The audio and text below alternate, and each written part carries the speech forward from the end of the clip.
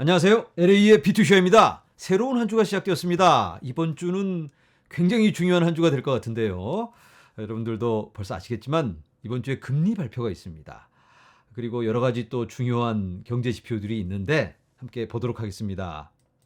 화면에서 보시는 것처럼 시장은 페드 연준의 경제 데이터로 여름의 가장 중요한 주에 직면할 수가 있다.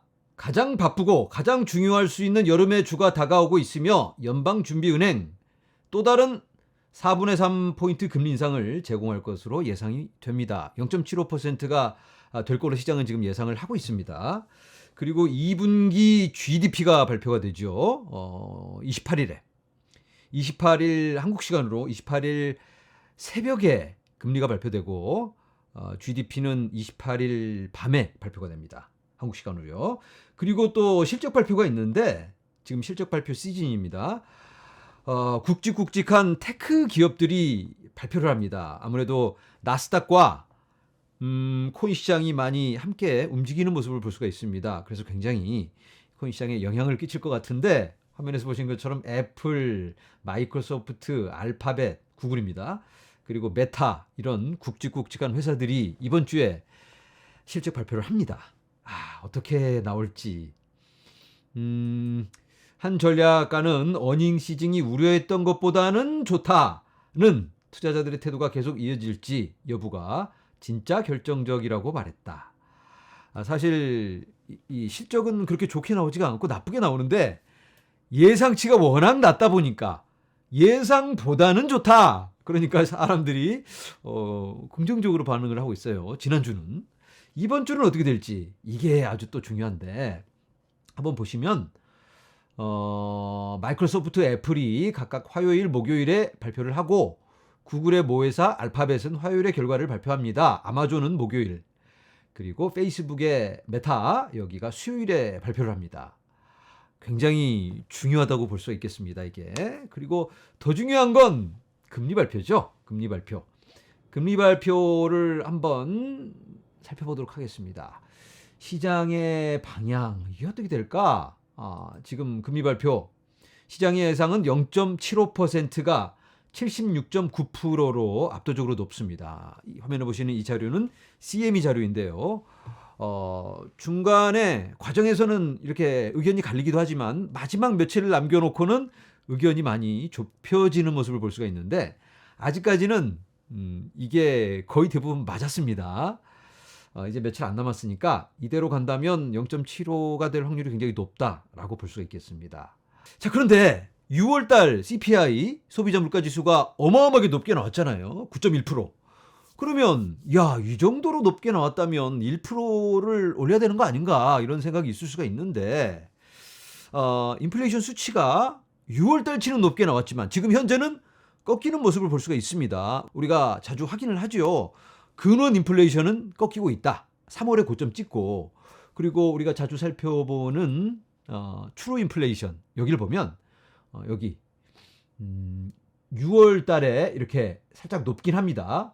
이때가 제일 높았고 꺾이는 모습을 볼 수가 있긴 하지만 6월 달에 높긴 높았습니다. 그런데 7월에 들어서면서 7월 10.33 그런데 쭉 떨어지는 모습을 볼 수가 있습니다. 보이시죠 화면에 이렇게 떨어지고 있습니다. 지금 현재 인플레이션 수치는 작년 대비 9.93%. 이렇게 높아? 이렇게 생각하시는 분들 계시죠? 이 trueinflation.com 화면에서 보시는 거는 실제 생활의 인플레이션을 실제 수치와 가장 가깝게 책정을 하는 그런 지표입니다. 체인링크의 오라클을 통해서 실제 인플레이션을 여러 업체들이라든가 조사하는 기관을 통해서 모으고 모아서 이렇게 발표를 합니다. 굉장히 객관적인 지표라고 볼 수가 있겠는데 어떻게 보면 CPI 지수보다는 훨씬 더 객관적이다라고 볼 수가 있습니다. 그런데 CPI 지수하고는 많이 차이가 나죠. 뭐 9점 몇 프로니까 지금. 그리고 6월 달에는 뭐 10%가 넘었습니다. 아니 이게 좀 뻥 아니야? 이렇게 얘기할 수가 있겠는데 CPI에서 인플레이션 수치를 어떻게 재냐면 예를 들어서 제가 마켓에 갔어요. 시장에. 사과를 사려고 하는데 사과가 작년 대비 20%가 올랐습니다. 그러니까 제가 와, 이건 너무 비싸네. 사과를 먹고 싶지만 이거 너무 비싸니까 바가지 쓰는 느낌이 나서 다른 과일을 훑어보다가 오렌지를 발견합니다. 오렌지 가격을 보니까 작년 가격보다 이맘때보다 5%가 올랐습니다. 그러면 바가지 쓰기 싫으니까 덜 오른 오렌지를 제가 삽니다. 그러면 5% 오른 오렌지를 샀어요. CPI는 이 개별 종목에 대한 이 인플레이션 수치를 재는 게 아니고 제가 오늘 산 과일에 대해서 사과를 샀든 오렌지를 샀든 그걸 재는 게 아니고 오늘 과일을 샀는데 작년 대비 5% 오른 과일을 샀다 제가. 그래서 CPI 지수가 5%로 결정이 됩니다. 이건 좀 객관적이지가 않죠. 정확한 지표가 아닌 겁니다. 그러니까. 하지만 트루플레이션 이건 오렌지면 오렌지, 사과면 사과 이렇게 정확하게 개별로 수치를 정해서 확인을 하는 겁니다. 그러니까 실제 인플레이션, 생활 속에서 우리가 느끼는 인플레이션은 이게 더 가깝다라고 볼 수가 있습니다. 그리고 이제 이 트루 인플레이션은 오늘 이 시간 현재 실시간으로 지표를 말해주는 겁니다. 지금 화면에서 보시는 게 7월 24일 지금 인플레이션이 작년 2021년 7월 24일에 비교해서 이 정도라는 겁니다. 그러니까 좀 많이 참고를 할 수 있을 것 같습니다. 이게. 그리고 또 한 가지 중요한 거. 자동차 가격이 어마어마하게 높죠. 중고차 가격이 뭐 몇십 프로 이렇게 상승인데 너무 비싸서 살 수도 없고 지금 차를 사러 가면 원하지도 않는 차를 사야 되는 실정이에요. 지금 미국이. 제가 아는 분은 차를 사러 갔는데 사고 싶은 차가 없어서 엉뚱한 색깔을 사오고 아니면 몇 주를 더 기다려야 된다든지 이래서 중고차 값이 어마어마하게 비싸고 새 차도 비쌉니다. 자, 그런데 차값이 떨어질 것 같다는 그런 전문가의 의견이 있습니다. 한번 화면을 보도록 하겠습니다. 자, 화면에서 보이는 이 영상은 여기 안드레이 지크라는 사람이 직접 촬영한 영상입니다. 이 사람이 인플루언서인데 차를 사고 할부금을 내야 되잖아요. 그런데 돈을 안 내서 차를 가서 뺏어 와가지고 여기다가 모아놓는 그런 센터입니다. 여기가. 보통 차를 살 때 일시불로 내는 사람들은 거의 없습니다. 다운페이를 5만 달러 차라면 1만 달러를 다운페이 하고 4만 달러를 융자를 받아서 그걸 이제 할부로 내게 되는데 2020년 코로나 터지고 나서 아무도 차를 안 삽니다. 돈도 없고 무섭고 나갈 수도 없고 하니까. 그래서 이 자동차 회사들이 파격적인 그런 융자 프로그램을 내놨는데요. 5만 달러짜리 차면 6만 달러를 그냥 융자를 해줍니다. 그러다 보니까 사람들이 너도 나도 막 차를 사요. 그리고 공짜 돈을 막 나눠줬잖아요. 그러니까 돈이 많으니까 막 쌉니다, 차를.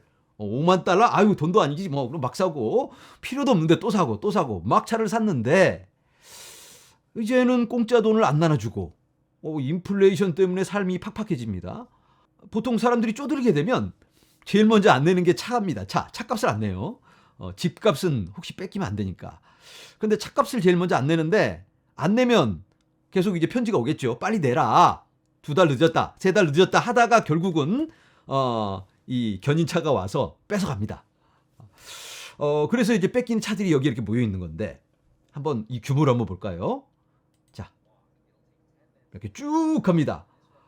이걸 걸어서 가면 1시간이 걸린다고 합니다. 어마어마한 규모인데 차를 타고 가면 10분 정도 쭉 보이죠, 계속. 여기서 보이는 이 사람이 이제 이 전문가입니다. 이 사람은 이런 차들을 사다가 시장에다가 이물을 붙여서 파는 일을 하고 있는데 이 규모가 어마어마하게 많으니까 이게 시장에 풀린다면 어떻게 될까?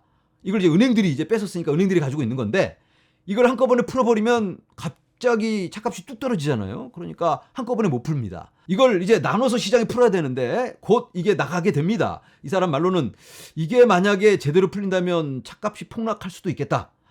그런데 대략 시간이 한 3개월에서 6개월 정도 그 정도 기간을 갖고 아마 이걸 내보낼 계획이라고 합니다. 그래서 중고차의 가격은 많이 꺾일 걸로 폭락을 할 걸로 이 사람은 예상을 하고 있습니다. 참고하시기 바랍니다. 어쨌든 여러 가지 지표로 봤을 때 인플레이션은 지금 많이 꺾이고 있는 모습입니다. 이런 것까지 감안해서 결정을 내린다면 0.75%가 될 확률이 굉장히 높겠죠. 0.75%로 발표가 된다면 시장은 긍정적으로 반응할 확률이 높고 만약에 예상을 뒤엎고 1%로 발표가 된다면 그때는 좀 패닉이 오지 않을까 그렇게 예상이 됩니다. 화면에서 보시는 건 이번 주 스케줄인데요. 여기 27일 2시 미국 동부 시간이고요. 한국 시간으로는 새벽 3시죠. 이때 발표를 합니다. 각 언론에서 이번 금리 인상은 이만큼이다 하고 발표를 하는 거고, 새벽 3시 반 한국 시간으로 그때는 제롬 파월이 나와서 이야기를 하고 또 기자들한테 질문도 받고 그런 시간을 갖게 됩니다. 그리고 28일 8시 반 한국 시간으로는 밤 9시 반입니다. 이때 GDP를 발표합니다. 미국 GDP가 마이너스가 나오면 미국은 공식적인 경기 침체가 되는 겁니다. 리세션. 그리고 나서도 여러 가지 경제 지표들이 있습니다. 뭐 실업수당 청구, PC 인플레이션 등등등 너무나 많기 때문에 그렇지만 가장 중요한 건 요거 금리 발표, 그리고 그 다음 중요한 게 GDP. 그리고 아까 말씀드린 대로 대기업들의 실적 발표와 맞물려서 이게 발표가 되는 거니까 어떻게 될지 참 이게 혼란의 한 주가 될 것 같기도 한데, 그리고 금요일에는 또 옵션이 굉장히 많이 걸려 있습니다. 대개 콜 옵션이 굉장히 높은데 이번에는 풋 옵션이 상당히 높습니다. 많이 차이가 안 나죠. 콜 옵션이 풋 옵션의 보통 2배가 넘는데 지금은 시장이 워낙 불안하다 보니까 풋 아래쪽으로 거는 사람들이 많이 있습니다. 이렇게 맥스 페인 프라이스는 23,000달러. 아직까지는 맥스 페인 프라이스로 가려는 그런 움직임들이 많이 포착이 됐었죠. 그리고 나서 완전히 만기가 되면 그 다음에 원래 가려는 방향으로 가는, 튕기는 뭐 이런 모습들을 볼 수가 있는데 이번에는 어떻게 될지 이것도 한번 지켜봐야 되겠습니다. 자, 그리고 마지막으로 보이저 관련 소식을 전합니다. 알라메다 리서치에서 보이저 사겠다. 그리고 고객들 물려있는 돈 미리 어느 정도 갚아주자. 뭐 이런 프로포즈를 냈는데 안타깝게 보이저가 거절을 합니다. 이 보이저의 흥망성쇠와는 관계없이 어떻게 해서든지 빨리 돈을 좀 받을 수 있었으면 하는 마음이 있었는데 보이저에 물려 계신 분들 조금은 좋지 않은 그런 소식입니다. 아무래도 이 방향이 어떻게 갈지는 모르겠지만 보이저에 물려 계신 분들, 셀시우스에 물려 계신 분들 클레임을 하는 게 좋을 것 같습니다. 이번 주 내에 제가 클레임 신청하기 영상 준비하도록 하겠습니다. 어쨌든 보이저가 거절한 이유는 한마디로 FTX 그리고 알라메다 리서치 여기서 그냥 거저 먹으려고 하니까 기분 나쁘다, 뭐 이런 내용입니다. 그래도 어떻게든지 조율이 돼서 좀 좋은 결과로 이어졌으면 좋겠습니다. 네, 너무나도 중요한 한 주를 시작하면서 시장은 벌써부터 불안한 모습을 보이고 있는데 시장이 불안해도 우리는 좀 마음을 가다듬고 냉정하게 잘 대처하면서 이겨 나가야겠습니다. 오늘은 여기서 인사드립니다. 여러분 감사합니다.